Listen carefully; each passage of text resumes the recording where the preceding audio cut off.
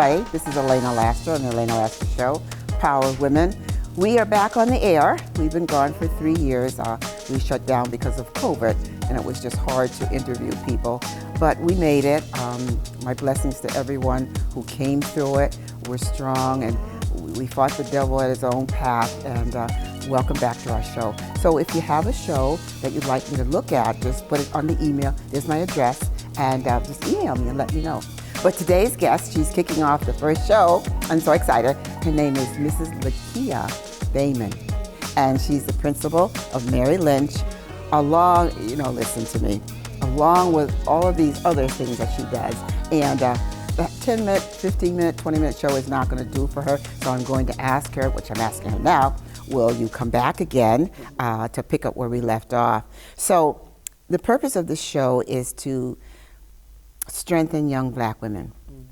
Not only the young, as we get older, we need it, We don't like to say getting old, but getting older. We need to have someone who's guiding us strong and helps us keep that dignity that we have.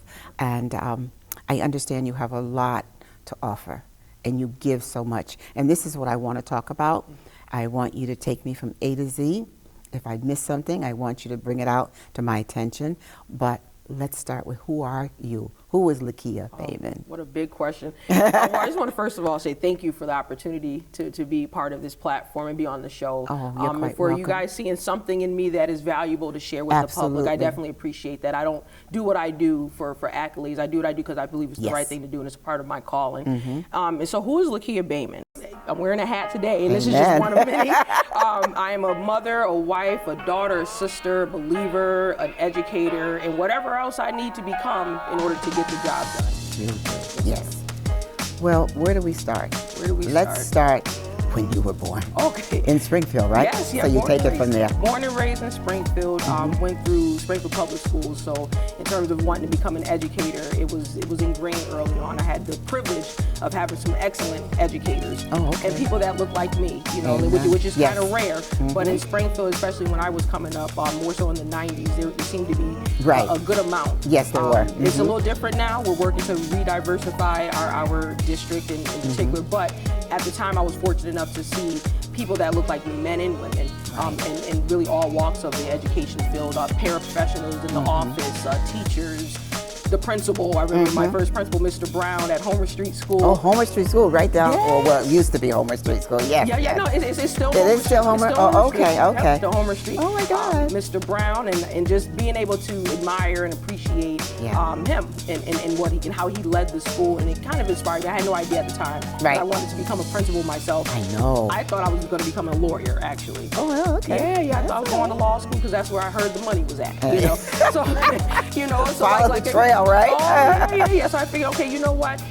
For me, education, I used to say this all the time, and I still believe it. I just haven't had, I haven't had the opportunity to really say it as Here much. it is. Here it is, okay. Education to me is a way into certain doors and a way to avoid other doors. And what I mean by that is education is really could be the great equalizer if it's utilized effectively and people take advantage of it.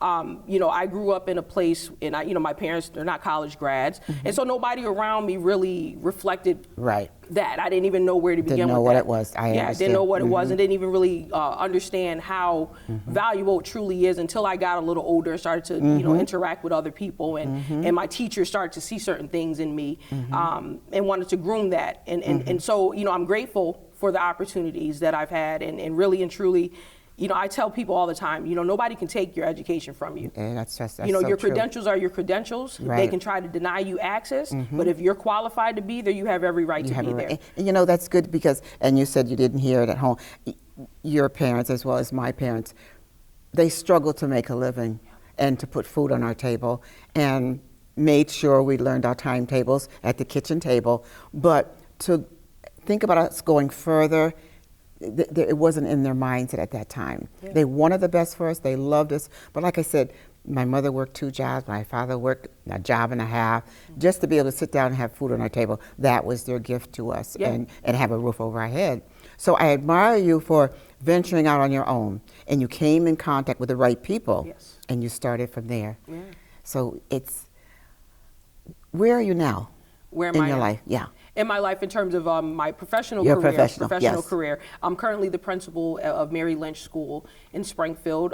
You know, when I went off to college in Maine, I went to Bowdoin College in Maine. Oh, Shout nice. out to Bowdoin Polar Bears. Oh my! So you know, just not super far away from home, but far away. You know, where I felt like I could really develop my independence. And so when I came back to Springfield, again, wasn't sure if I wanted to go to law school or if I wanted to go into the field of education. Started working in a high school summer program and said, okay, this is it.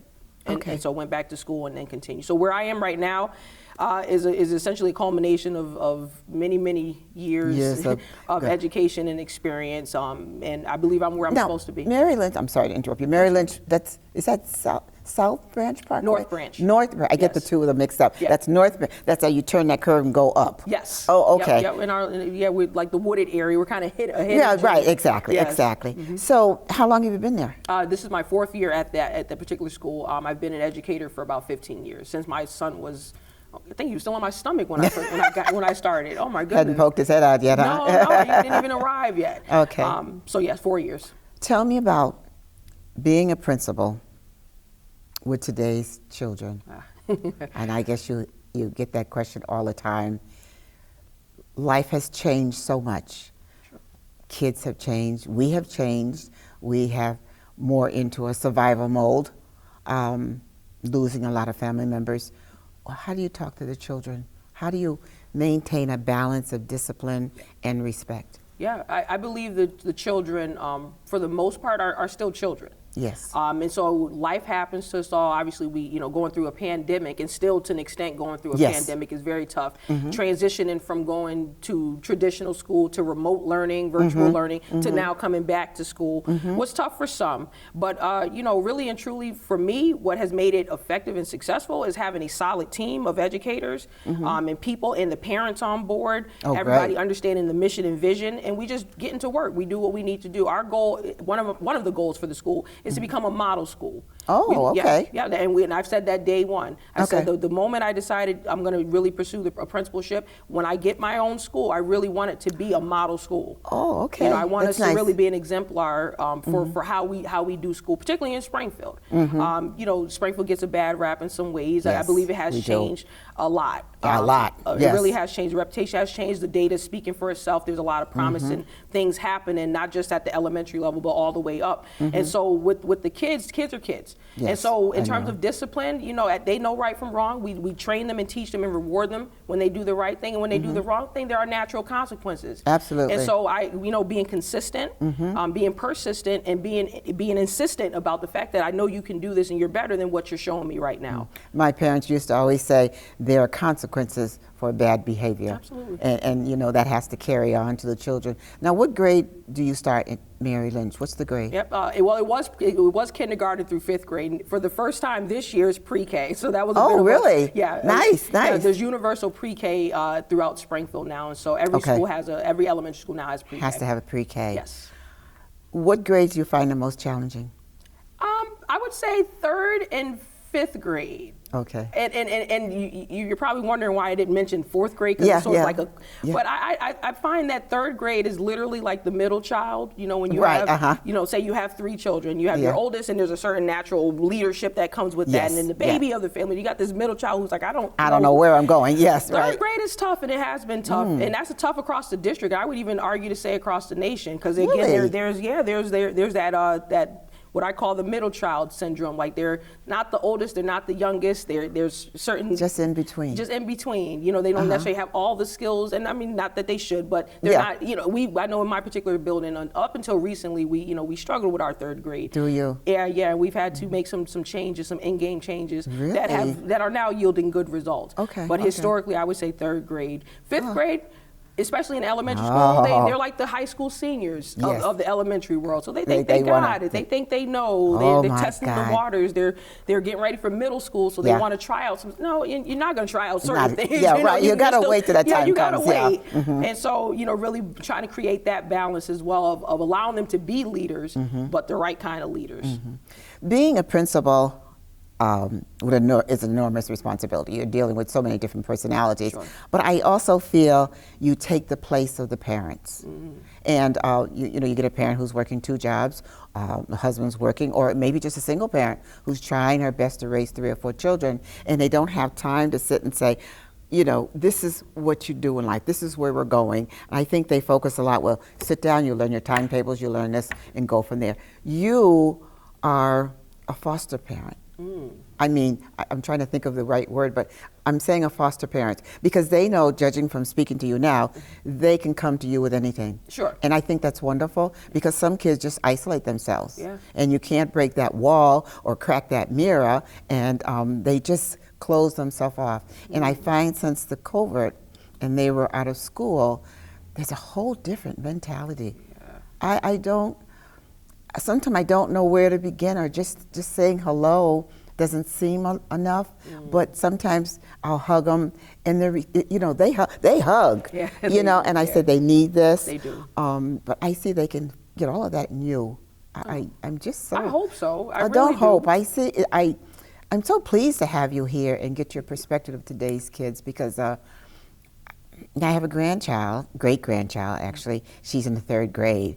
And she, oh God, girl. Yeah. Girl. I told you. Oh, I just thought she's in the 3rd grade and she comes over to the house. Oh, now, Grandma Lena, you need to do this. And how come you moved this picture over here, Grandma? Well, wait a minute, this is my house. Right. Did you do your homework? I did my homework. See, Grandma Lena, it's all done. So now I can come over to your house on this date. I put it on my calendar. I'm saying, well, girl, who do you think you are? I know you're a laster, but wait a minute, Wait a minute. But they are challenging. Yeah. It's scary.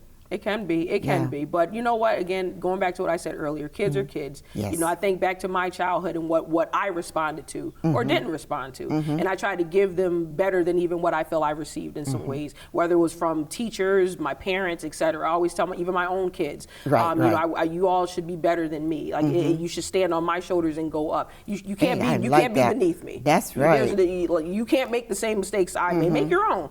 Don't make mine. Don't make yours. And so I carry that over into how I educate and interact with my students, and I encourage my staff to do the same. Right. It's kind of like when your parents said, "Do as I say, not as you see me do," or something familiar like that. Well, so, but it's really more, do what you see me doing, but go further. Go do further. More. Yeah. Go yeah. further. Take so the mistakes that I've made, you see that, learn from it, and avoid that. But at the same time, if there's some things you saw that I did well, I want you to take it to the next level. I love that. Yeah. Now, do you have much bullying? I know there's.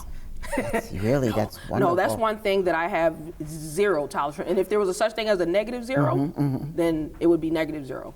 Good. That's wonderful. We don't tolerate that. We're all about team. I refer to my staff as Team Lynch. We're all about respect, integrity. Those are some of our key words. Zero tolerance. I'd love to sit under your school, but we have to take the station. But as you know, we're going to wrap up. We'll be back in 10 seconds, 30 seconds. We'll be back, so don't go away. Stay tuned, sit down, stay comfortable, and we'll be back with Mrs. LAKIAH Baymon.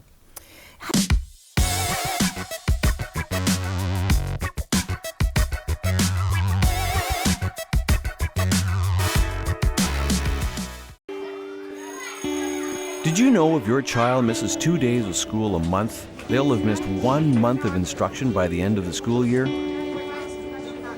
If they miss 15 days of school every year, they will have lost 1 year of instruction by the end of grade 12. But we can change this. Students who attend school regularly are more engaged in learning and are more likely to graduate. Everybody in school, every day.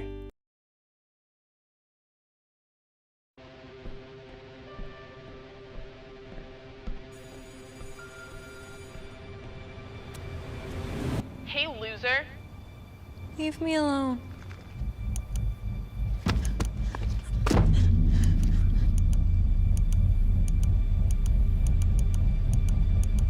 When a child shares hurtful comments online, that's bullying. Visit erasebullying.ca to learn how to help your child stand up to cyberbullying.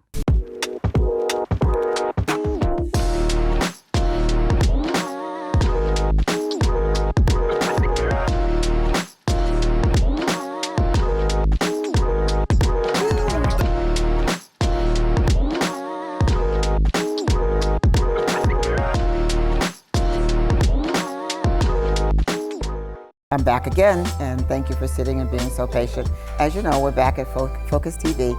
I'm not sure if we're going to be on Saturdays at 7 o'clock or 5 o'clock. I'll get that and we'll do a posting so you can see the first show of Elena Laster, Power Women. And I lead that into my guest here, Mrs. LAKIAH Baymon. And we've started on a pretty heavy topic, and she's a principal of Mary Lynch. And you know, her beliefs and her strength and the way she grounds her school is just phenomenal. I would like to just make a academic requirement of what you have. And I know I was asking you a lot of questions. How do you keep the kids grounded? Yeah. You know, and I talked about parents coming to you and talking to you. But I also touched the subject of bullying.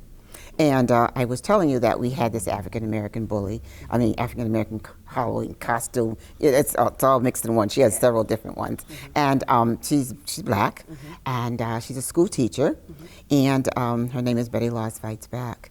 And we go into the schools, well, we used to before COVID, and we go to dance studios. And we had this one little girl who was sitting in the corner when Rhonda was speaking, and they all love to come up and hug her at the end. That's why we had to stop because of COVID, because they cling to her.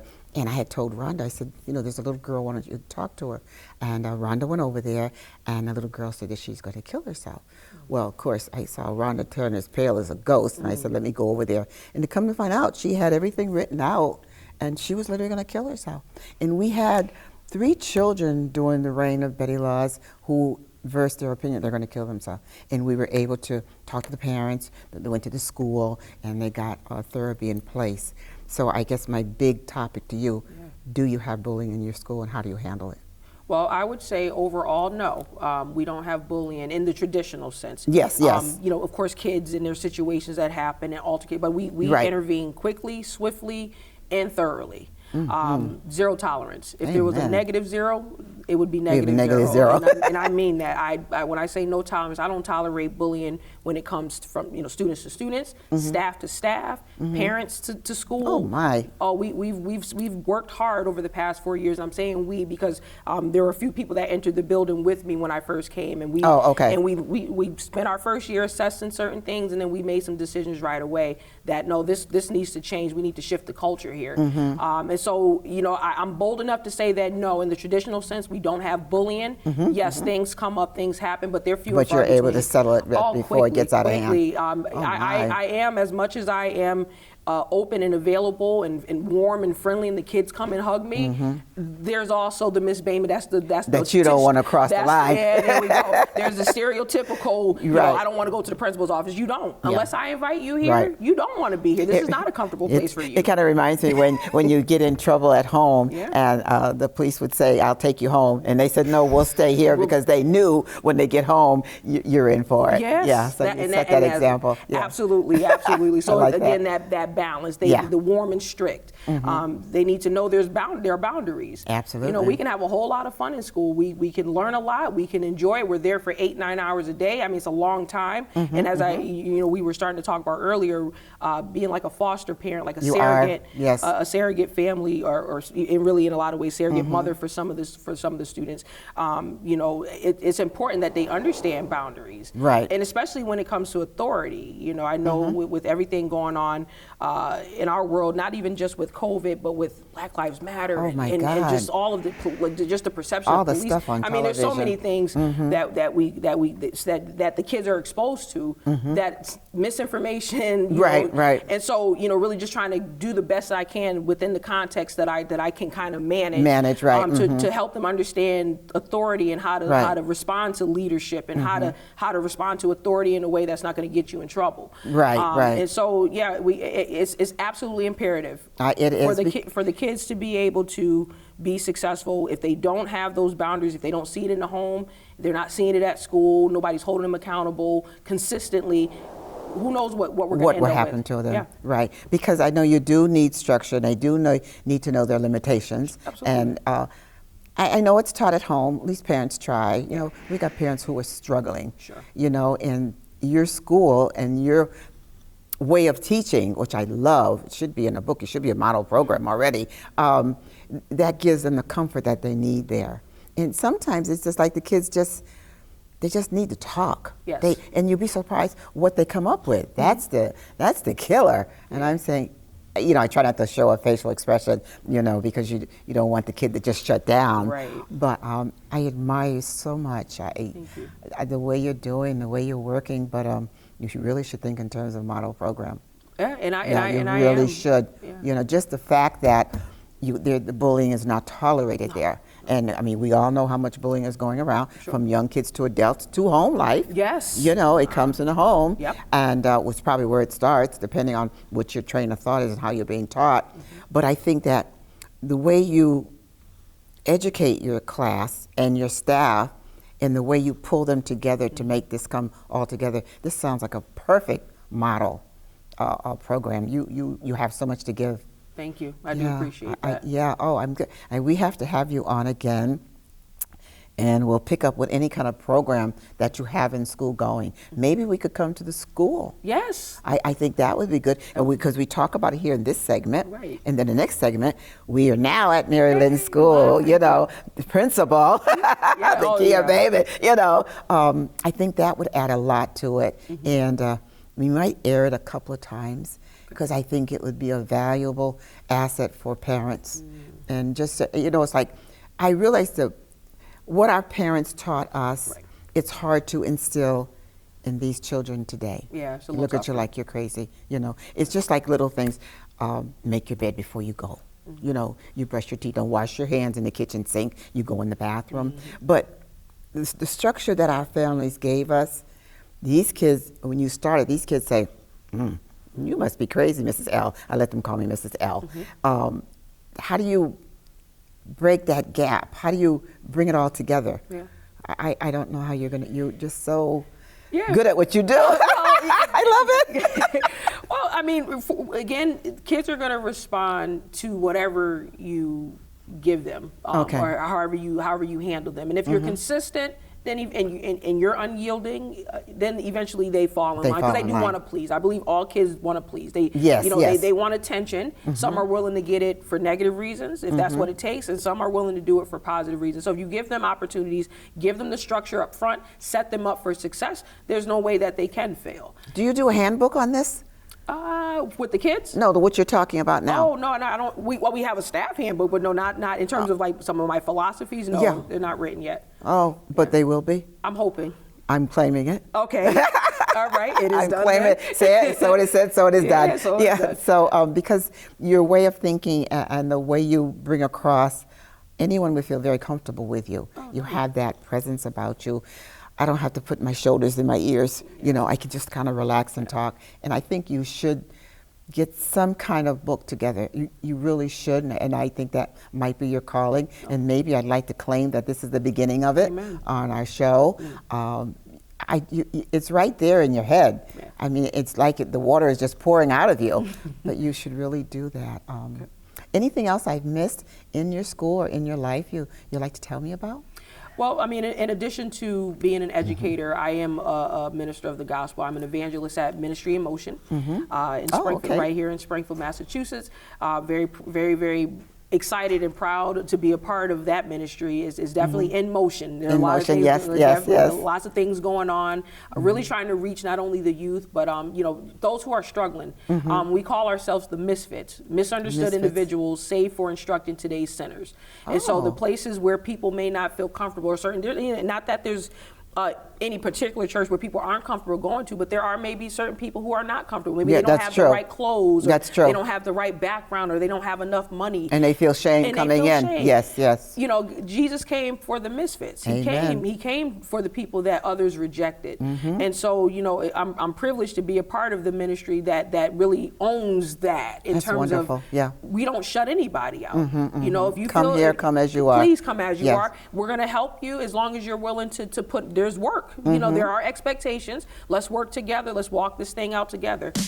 Oh, hold that thought. Yes, ma'am. It's that time again. So it's amazing how quickly time goes when you're really deep involved in a conversation, and there's so much of a territory, to cover it. But we'll be back in a few minutes. Stay tuned. Nice. Hopefully I'm not being overwhelming. No.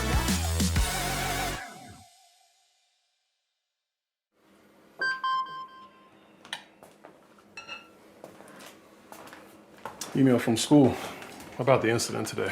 Scary. Tell me about it. Did you have any idea that was going on? None. I mean, you saw Derek at the game last night too. Did you have a clue?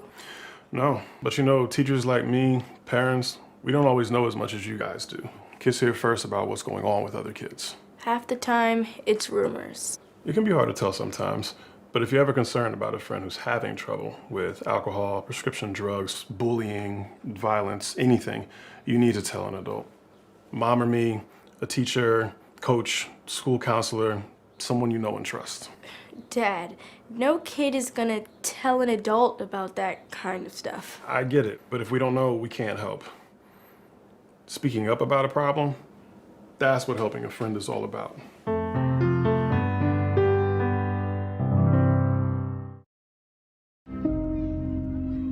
Mental health and learning disorders don't discriminate. 17 million children and adolescents in the United States live with disorders like anxiety, depression, ADHD, and dyslexia. Less than half get the help they need to thrive. Help the Child Mind Institute change these children's lives. Visit childmind.org.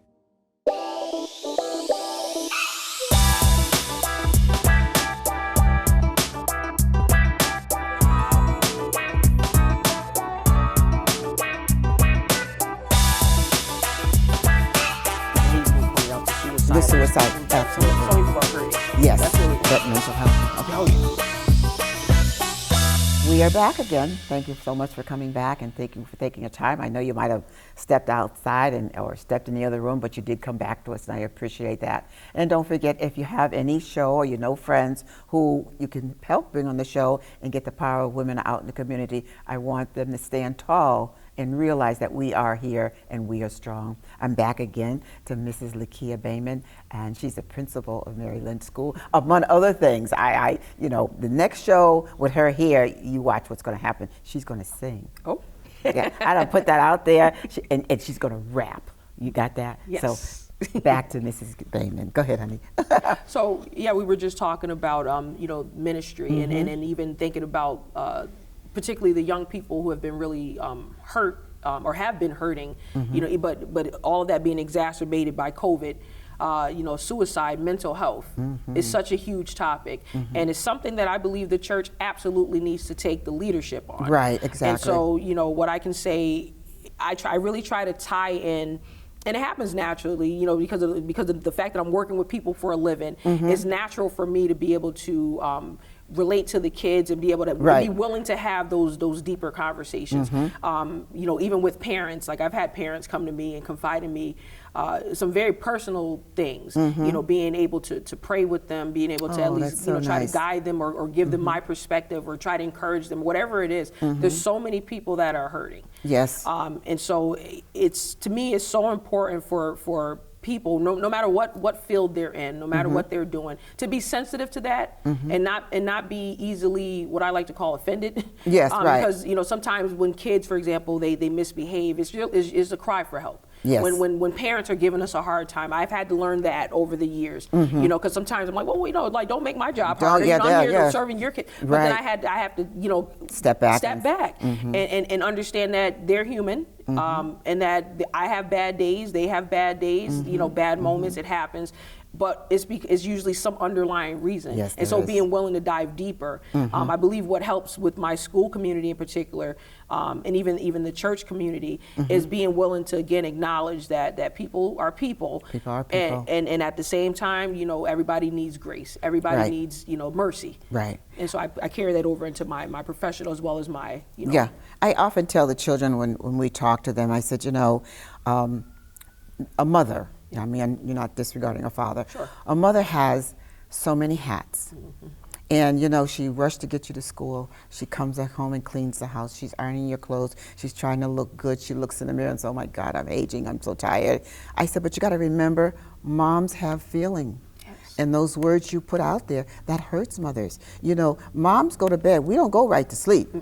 We sit there, grab that pillow, cry, you know, close the door, make sure you don't hear us crying. And this is how we survive. But then we have to get up the next morning and look like nothing's wrong. Exactly. And I tell the kids, it always is good to hug your mom. Sometimes you don't have to say a word.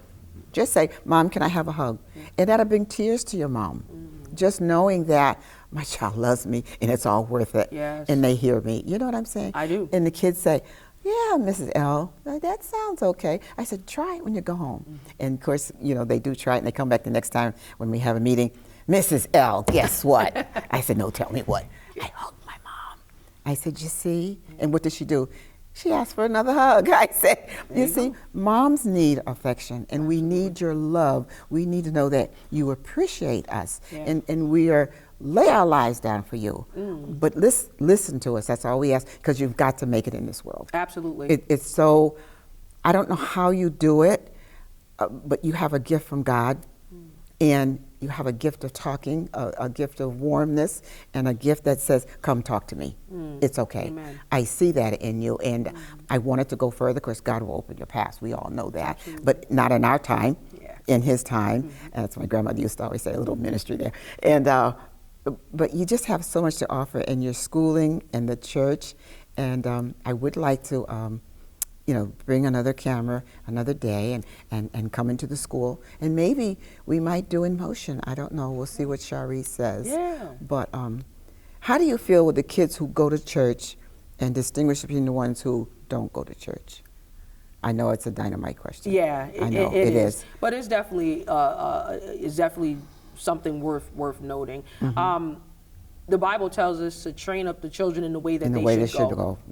So if we don't like the outcome of certain decisions that our children are making, that's a reflection of us as adults. Yes, it is. Yes. We're not properly training. Right. The foundation starts at home. Absolutely, starts at home, and I would say neck and neck is school. Yes. And so, as much as I obviously work in a secular school setting, the gospel goes with me wherever I go. I hear that. And there's other believers, you know, not only within my building, but also, you know, in the district. And we talk often, and we pray, and we fast, and we really put the school up. Power in prayer. Yeah, absolutely. We definitely keep that at the forefront. Like that is undeniable.